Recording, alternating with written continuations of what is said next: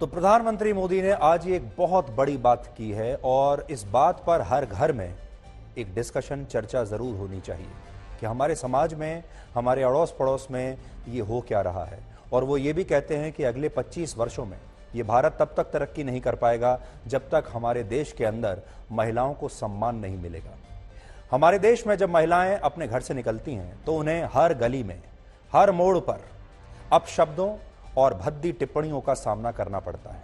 आते जाते महिलाओं के कानों में अपशब्दों का एक जहर सा घुलता चला जाता है, चाहे वो ट्रेन में जाएं, चाहे वो बस में जाएं, चाहे वो दफ्तर जाएं, चाहे कहीं भी जाएं, बाजार में जाएं। और ये एक तरह की शाब्दिक हिंसा लगातार हर रोज उनके खिलाफ होती है, जो अक्सर कहीं पर भी दर्ज नहीं होती।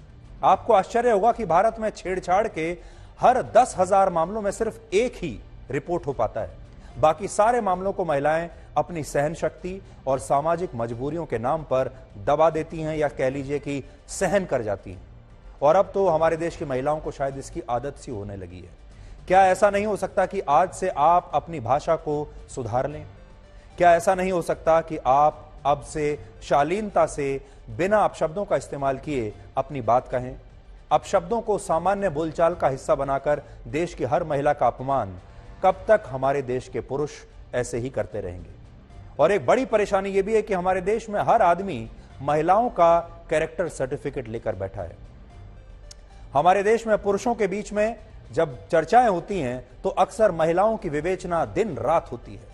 महिलाओं को हर वक्त कड़ी निगरानी और हर रोज एक अग्नि परीक्षा से गुजरना होता है। हर महिला जब अपने घर से बाहर निकलती है तो हर रोज उसकी न जाने कितनी अग्नि परीक्षाएं ली जाती हैं।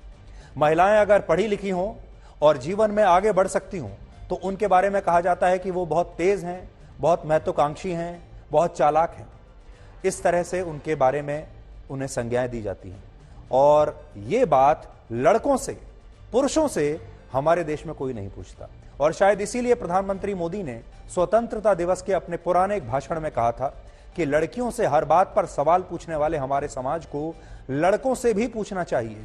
हमारे देश में जो माँ बाप हैं वो लड़कियों से तो हर बार पूछते हैं कि वो देर से घर क्यों पहुंची, वो शाम को कहां गई थी, लेकिन वो अपने लड़कों से ये बात नहीं पूछते कि वो कहां घूम रहे थे, वो क्या कर रहे थे। और वो बात आज पूरे देश को फिर से सुननी चाहिए, क्योंकि प्रधानमंत्री ने ये पहली बार नहीं कही है बात, ये आज उन्होंने दूसरी बार कही है। इससे पहले भी उन्होंने देश के लोगों को इस बारे में याद दिलाया था, वो भी आज आपको सुनना चाहिए। मैं आज इस मंच से मैं उन माताओं और उनके पिताओं से पूछना चाहता हूं, हर मां बाप से पूछना चाहता हूं कि आपके घर में बेटी 10 साल की होती है, 12 साल की होती है, मां और बाप चौकन्ने रहते हैं, हर बार पूछते हैं कहां जा रही हो, कब आओगी, पहुंचने के बाद फोन करना। बेटी को तो सैकड़ों सवाल मां बाप पूछते हैं, लेकिन क्या कभी मां बाप ने अपने बेटे को पूछने की हिम्मत की है?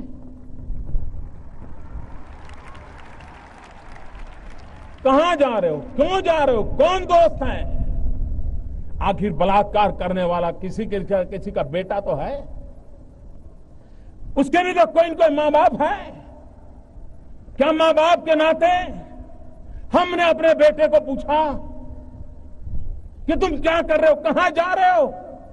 अगर हाँ मां बाप तय करें तो हमने बेटियों पे जितने बंधन डाले हैं कभी बेटों पर भी डाल करके देखो तो सही, उसे कभी पूछो तो सही।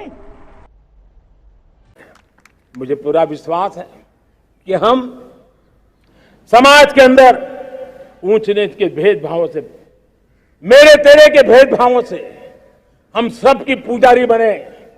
श्रमेव जयते कहते हैं हम, श्रमिक का सम्मान, ये हमारा स्वभाव होना चाहिए। लेकिन भाइयों बहनों, मैं लाल किले से मेरी एक पीड़ा और कहना चाहता हूं। ये दर्द में कह बिना नहीं रह सकता। मैं जानता हूं कि शायद लाल किले का विषय नहीं हो सकता, लेकिन मेरे भीतर का दर्द मैं कहां कहूंगा? देशवासियों के सामने नहीं कहूंगा तो कहां कहूंगा? और वो है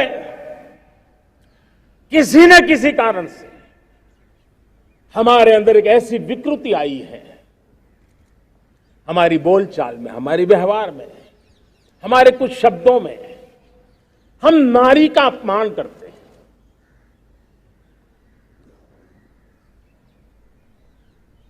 क्या हम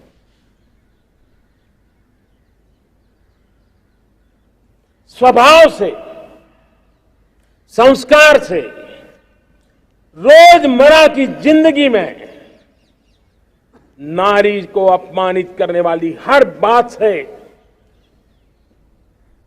मुक्ति का संकल्प ले सकते हैं?